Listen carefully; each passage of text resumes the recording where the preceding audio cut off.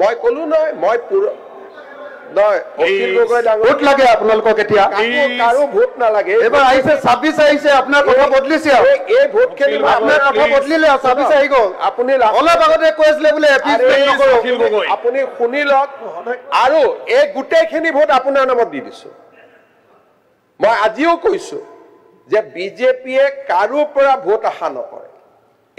আপুনি যদি কংগ্ৰেছৰ মন্ত্ৰীটো আপুনিও আছিলে মই আছিলো আটাইতকৈ শক্তিশালী মন্ত্ৰী এজন আছিলে আছিলো আপোনাৰ দিনত মানুহ মৰিছিলে এতিয়া আপুনি তাৰমানে আপোনালোকে ইনডাইৰেক্টলি শক্তিশালী বুলি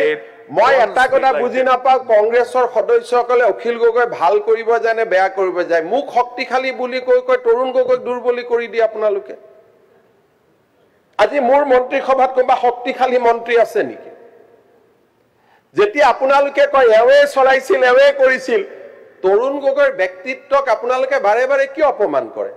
মৃত মানুহ এজনক নাপায় নহয় তেনেকুৱা কৰিব ভালকে দেখি আপোনালোকে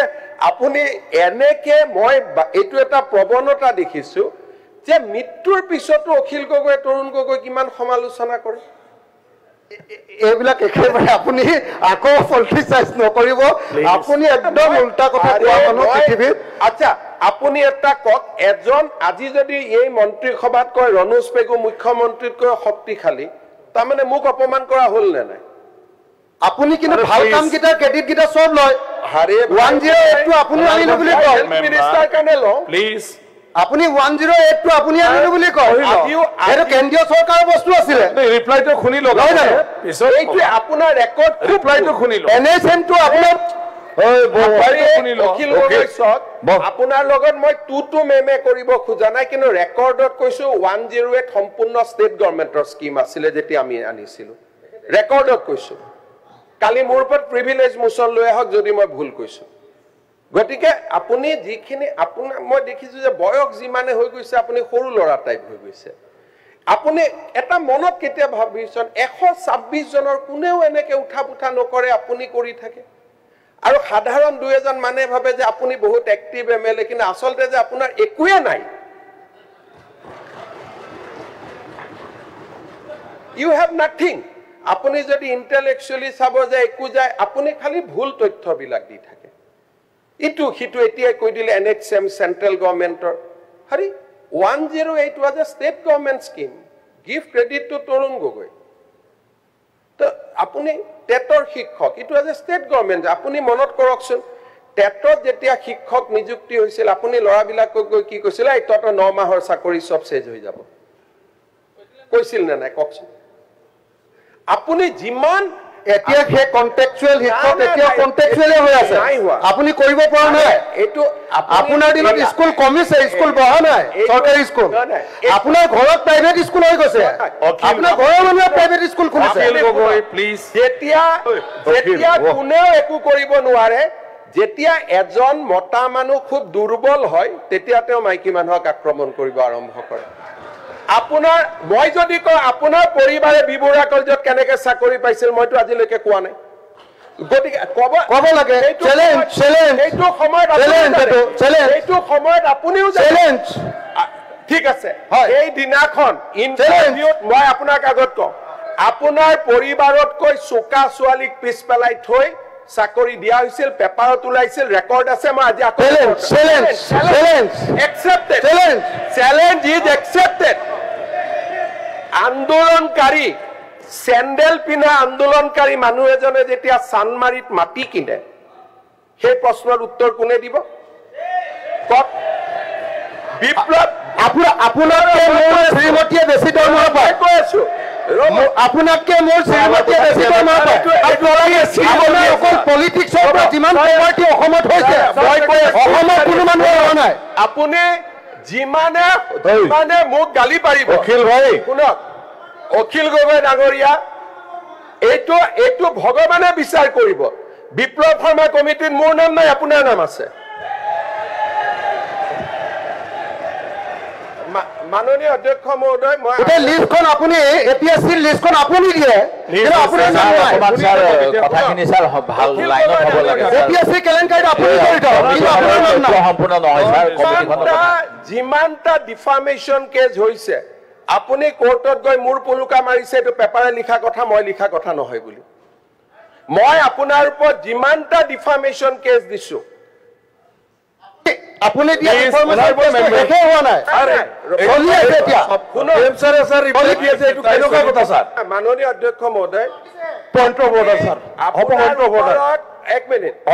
অধ্যক্ষ মহোদয় আপোনাৰ ওপৰত মই যিমানটা ডিফামেশ্যন কেছ দিছো আপোনাৰ উকিলে গৈ কোৰ্টত কৈ এইকেইটা মই কোৱা নাই বুলি অন ৰেকৰ্ডৰ পৰা কৈছো হাউচ কমিটি এখন গঠন কৰি দিয়ক কমিটিখনে পৰীক্ষা কৰি লওক মই কলো নাই আপোনাৰ সাহসে নাই কোৰ্টত গৈ কথা কোৱা আপুনি সাহসে ডকুমেণ্টখিনি দি দিয়ক কোৰ্টত মই কৈছিলো কি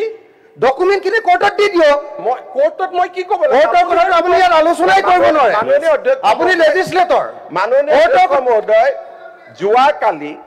মই এটা কথা কৈছো হাউচখনক আপুনি যদি পৰিচালনা কৰিব লাগে এই এজন মানুহৰ লগত যদি মই এনেকে কথা পাতি থাকিব লাগে বাকি হাউচৰ কি অধিকাৰ নাই নেকি বাকি মেম্বাৰ্ছৰ অধিকাৰ নাই নেকি ইমান নিজক কিয় ডিগ্ৰেড কৰে এটাতো লেভেলত থাকক মুখ্যমন্ত্ৰী এজনে কথা ক'লে মইতো আৰু আপুনি পাতি দিয়া নাই অসমৰ মানুহে মোক মুখ্যমন্ত্ৰী পাতিছে আজিও আপুনি যিমান শিৱসাগৰ জিকে জালুকবাৰীত মই তাতকৈ বহুত হাজাৰ ভোটত জিকি আহোঁ গতিকে এটা মানুহৰতো ৰেছপেক্ট এটা সৌজন্য এটা মিনিমাম বয়স বাঢ়িছে ইউ আৰ বিকামিং ফাদাৰ এটাতো নিজৰ ল'ৰা ছোৱালীও চাই নাথাকে জানো আপোনাক এটা নিজক বচাওকচোন you have been given enough time এনেকুৱা নকৰিব অসমৰ মৰ্যাদা এটা আছে ল'ৰা ছোৱালী আপোনাৰ পৰিবাৰ ঘৰত গৈ আপোনাকে কয় নহয় যে এইবোৰ কিয় কৰা বুলি নকৰিব ভাই মই আপোনাক ৰিকুৱেষ্ট কৰিছোঁ you take half an hour time extra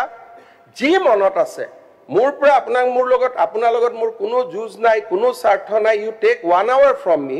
আমি শুনি থাকিম আপুনি যি ক'ব খোজে যোনে কথা কয় কালি জয়ন্ত মল্ল বৰুৱাই কথা কৈছে PHC তেওঁ PHC ডিপাৰ্টমেণ্টটো তেওঁ জন্মস্বত্বে লৈ আহিছে নেকি আজি মন্ত্ৰী আছে PHCৰ গালি নাই সেইটো গালি তেওঁ কিয় খাব গোটেইটো অসমীয়া ইঞ্জিনিয়াৰবিলাকে কাম কৰে PHC ডিপাৰ্টমেণ্টত তাৰ মাজত 10 জন ভাল ইঞ্জিনিয়াৰো আছে গুণে টকা পইচা নাখায় তো এনেকে জেনেৰেলাইজ কৰি কৈ থাকিলে সকলোৰে মনবিলাক ভাঙি যায় নহয় মই আপোনাক ৰিকুৱেষ্ট কৰিছোঁ যে প্ৰধানমন্ত্ৰীয়ে সংসদত কথা ক'লে কোনেও কথা নকয় আৰু আপুনি কওঁতে মই সবক হাক দিছোঁ যে উত্তৰ নিদিব তেওঁ ক'ব দিয়ক ল'ৰা ছোৱালীৰ ওচৰত কিছুমান থৈ যাওকচোন যে we conducted very well Pramod Gogoi ইয়াত আছিলে আপুনি যিটো সমষ্টিৰ পৰা প্ৰতিনিধিত্ব কৰিছে তাৰ MLA আছিলে Pramod Gogoi how he conducted house কিছুমান এনেই বহি থকা মানে ভাবিব পাৰে অখিল গগৈ বহুত ডাঙৰ কৰি দিলে but history will not be kind to you history will be kind to you those who has give good speech recorded speech কাৰোবাৰ ঘৈণীয়েক টৈণীয়েকৰ কথা কয় নেকি ইউ এৰেষ্ট হাৰ কিবা যদি ভুল কৰিছে কাৰোতো সাহস হোৱা নাই আজিলৈকে কোৰ্টত গৈ কেছ এটা কৰা যে চি ইজ ডুইং ইলিগেল এজনী মানুহক কিমান কৰে 2009 আপুনি মোৰ জন্মৰ বাচ্চাটোক গাড়ীখনৰ কথা কৈছে আজি হাউচৰ সবৰে গাড়ী এখন একেখন গাড়ী মই আজিও মনত বহুত দুখ পাই থাকো আপুনি মোৰ 2 বছৰীয়া ছোৱালীজনীক যিটো কৰি থৈছে নহয় নাপায় ইমান কৰিবৰ কাৰণে আৰু মইতো এনেকে থিয় হৈ থকা নাই I have also done something for the society ছোৱালীজনীক দেখিলে I cried how many nights looking at her সৰু ছোৱালী এজনীক আপুনি তাৰ বয়স তেতিয়া 2 বছৰ 3 বছৰ হৈছিল আপুনি মনত ৰাখিব মই আপোনাক তথাপিতো আই টক টু ইউ তথাপিতো আপোনাক মই মাতি লৈ যাওঁ তথাপিতো নিয়মতেতো মোক ঘৰত গালি পাৰে মানুহজনৰ লগত কিয় কথা পাতিছা যেতিয়া আপোনাৰ লগত মই কথা পাতো ৰাতি গৈ ঘৰত I have to give answer যে why I am talking to U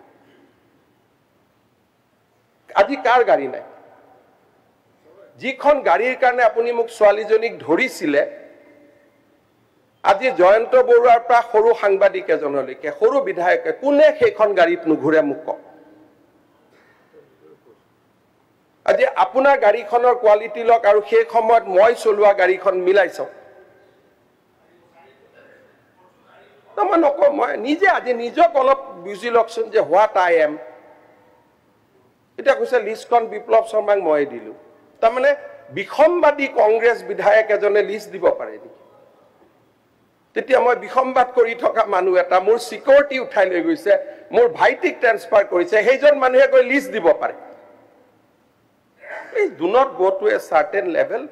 কোনোবাই আপোনাক ভোট দিয়ে দিব কিন্তু যিসকলে আপোনাক জিকাই তেওঁলোকক মই এদিন মাতি আনি দেখুৱাব খুজো যে আপুনি কি লেভেলৰ বিধায়ক বাকি সকলে কিমান ইন্টেলেকচুৱেলি কথা কয় নকৰিব ভাল নালাগে মাননীয় অধ্যক্ষ মহোদয় আজি মই এইটো কথাই ক'ব খুজিছিলো যে যেতিয়া আমি কোকৰাঝাৰৰ কথা কওঁ আমাৰ মনত পৰে যে কি ধৰণে ওদালগুৰি কোকৰাঝাৰ এই গোটেই অঞ্চলবিলাকত এদিন সাম্প্ৰদায়িক সংঘৰ্ষ এই গোটেইবিলাকে এটা সমগ্ৰ অসমৰ কাৰণে এটা চিন্তা আৰু উদ্বেগৰ কাৰণ কৰি তুলিছে মই সিদিনাখনো কোকৰাঝাৰত কৈছো যে বড়ো নেতৃত্বক আমি উদাৰভাৱে ধন্যবাদ জনাব লাগিব যে এখন একত্ৰিত অসমত থকাৰ সংকল্পৰ বাবে আৰু সিদিনাখন মই অসম বিধানসভাৰ সকলো সদস্যক ধন্যবাদ জনাম যে সকলোৱে উদাৰভাৱে চৰকাৰক অনুৰোধ কৰিছে যে বিটিসিক সহায় কৰক কাৰ্বি আলঙক সহায় কৰক প্ৰয়োজন হলে আৰু বেছি টকা দিয়ক অধিক ক্ষমতা দিয়ক তেওঁলোকে যাতে স্বায়ত্ত শাসনৰ প্ৰকৃত যিটো সোৱাদ বা প্ৰকৃত অধিকাৰ তেওঁলোকে পাব পাৰে অসম বিধানসভা কিহৰ প্ৰতীক আজি ইয়াত আমি হিন্দু আছো মুছলমান আছো জনজাতি অজনজাতি গোটেই অসমখনৰ প্ৰতীক হৈছে অসম বিধানসভা একত্ৰিত অসম সিদিনাখন কোকৰাঝাৰত আপোনালোকৰ উপস্থিতিয়ে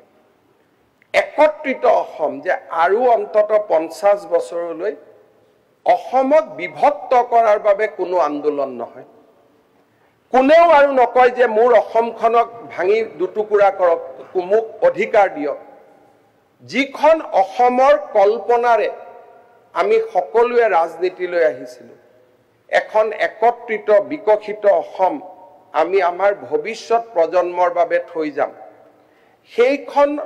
অসমৰ সপোন কোকৰাঝাৰত অসম বিধানসভাৰ অধিৱেশনে পুনৰ এবাৰ প্ৰতীয়মান কৰিলে জনজাতীয় লোকসকলক যদি আমি স্বায়ত্ত শাসন আৰু জনজাতীয় লোকসকলক যদি তেওঁলোকৰ অধিকাৰ আমি দি থাকিব পাৰো অসমৰ ভৱিষ্যতৰ প্ৰজন্মই যদি জনজাতীয় লোকসকলক সমান অধিকাৰ দিয়ে মোৰ অসমখন কোনেও আৰু দুটুকুৰা কৰাৰ আন্দোলন নকৰে মই ভাবো যে কোকৰাঝাৰৰ অধিৱেশনে আমাক বহুত কথা শিকাই থৈ গল